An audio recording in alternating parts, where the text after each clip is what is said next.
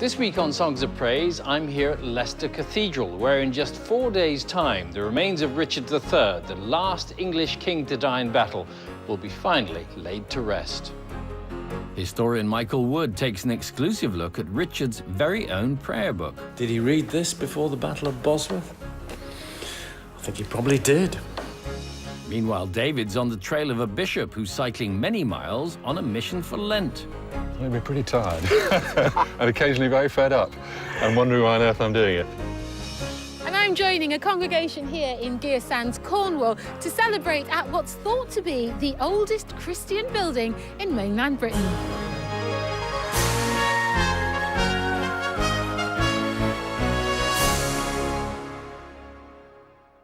And of course, we've got some wonderful music for you from around the UK, including a special performance from our Radio 2 young choristers. But we start here in Leicester with a hymn which celebrates our unity with God.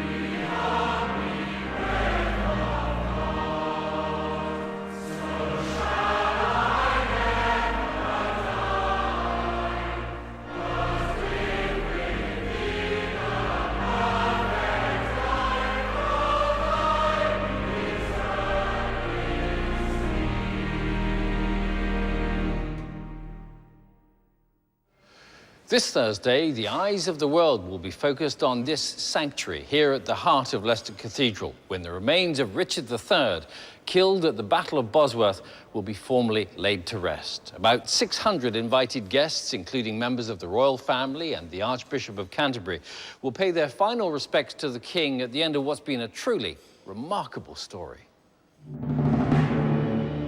It was the archaeological find of the century. In September 2012, after lying hidden for more than 500 years, the remains of Richard III were found in a shallow grave under a council car park in Leicester city centre. In just 4 days' time, he'll be reburied in a specially built stone tomb in what's set to be the biggest day in the cathedral's history. This is unprecedented.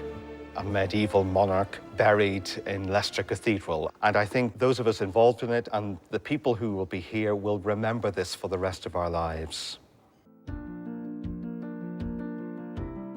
Preparing the cathedral for a service befitting a king will be a huge task. This is where I come to buy my flowers, Bill. It's a company that... The job's been entrusted to local florist Rosie Hughes, who's provided flowers for the Queen for over 30 years. Rosie, when you were planning all this, then, what did you have in mind? Well, a woodland theme, something that would be sort of to that era, the medieval times. So that's why I've chosen the twisted willow with moss and textures. And so there's a real natural connection with Richard's time? Yes, yes. And do any of these have a religious significance? Well, the lilies do. It's always shown when it's the Annunciation of the Blessed Virgin Mary. And, of course, to go with the purity of Virgin Mary, we've got the lilies. Rosie's been making detailed preparations for this week's events for the past 5 months. Decorating Leicester Cathedral is one of the largest projects she's ever undertaken. I've calculated over 4,000 stems. 4,000 stems? Yes. That's a lot, even for someone as experienced as yourself. It is a challenge. but it means a tremendous amount because myself being christened and confirmed here, that's something very personal to me. And then also my profession. I get to create lovely things with all the beautiful things that God created. So I'm looking forward to it. He's the lily of the valley, oh my Lord. He's the lily of the valley, oh my Lord. He's the lily of the valley.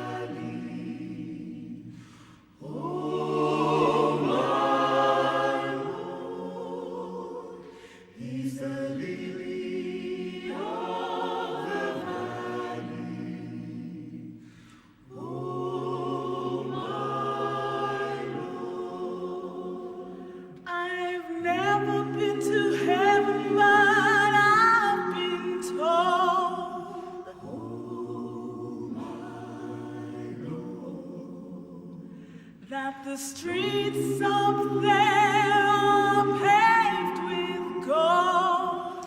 Oh, my Lord. These shoes I wear are gospel shoes. Oh, my Lord. And you can wear them if you choose.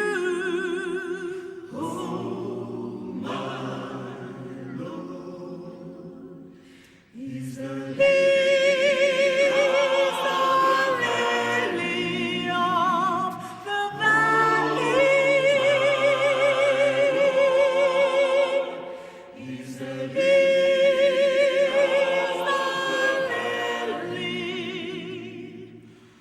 Oh, my Lord.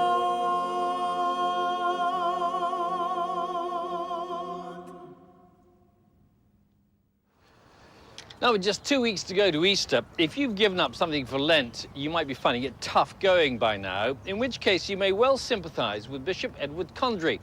He's abandoned his car and he's taken up pedal power instead. David's been to see how he's getting on.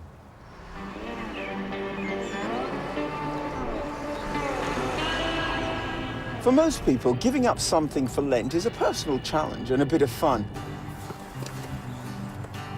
But here in Wiltshire, the bishop is using it to make a point about climate change. I'm going to go see him. Bishop Edward Condry has stopped using his car. As he's based in a large rural area around Warminster, that means cycling hundreds of miles every week. So to find out what drives him on, I'm going to have to give up driving too. Good morning, Bishop. Hello, and do call me Ed. Oh, thank you. Gosh, you set yourself a huge task, haven't you? I've always puzzled about why giving up chocolate cake had anything to do with the Passion of our Lord. I can never quite make the connection.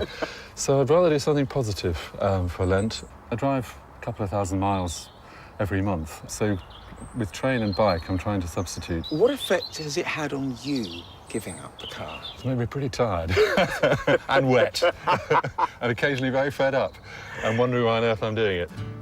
Lots of hills on the way? No, dead flat. Specially chosen for you, so you'll be all right. Thank you. One, I'm ready. 2, 3, go. Ah, brilliant. What a start. So, Ed, is there a spiritual dimension to this at all? Oh, absolutely. Cycling is a form of meditation and contemplation. The revolution of the pedals and the appreciation of the beauty around you. I have this strong idea that we emphasize too much the inner movement of prayer, the closing of our eyes and putting our hands together. And prayer is about connecting with the world. As well as giving up the car, Ed is also shopping locally for Lent. The number of miles that the food takes to get to your plate has a direct impact on climate change as well. So our first destination is the local market. Hello there. Welcome. So I have half a dozen eggs, please. Can I have? I think I'll try some of the lamb curry. That'd be really good. So you can eat Thank the you very country much. market produce and then cycle it off. Yeah. course. Yeah, it's double benefit. And I completely get the supporting local business angle, but ditching the car to save the planet, isn't it a bit tokenistic? I mean, one man, what difference can you make? Oh, of course it's tokenistic. The whole of life is tokenistic in that sense. I'd always rather be on the side of the angels if I possibly can, and we all have to do our one bit to make a difference. You cover a lot of churches, don't you, as a bishop? 261 altogether. I've tried to visit as many of them as possible, and small country churches, many of them, like Upton Scudamore. What do you think of what he's doing? Very brave, I think. And do you feel like what the bishop does connects him more to you as a parishioner? Yes, very much so, because he's not aloof then, and he just joins in. He doesn't bite. Every time I get on the bike, it's like a pilgrimage. And as you walk or cycle along, you're attempting to find meaning in your life. And so it's about connecting with the people around you and the world around you.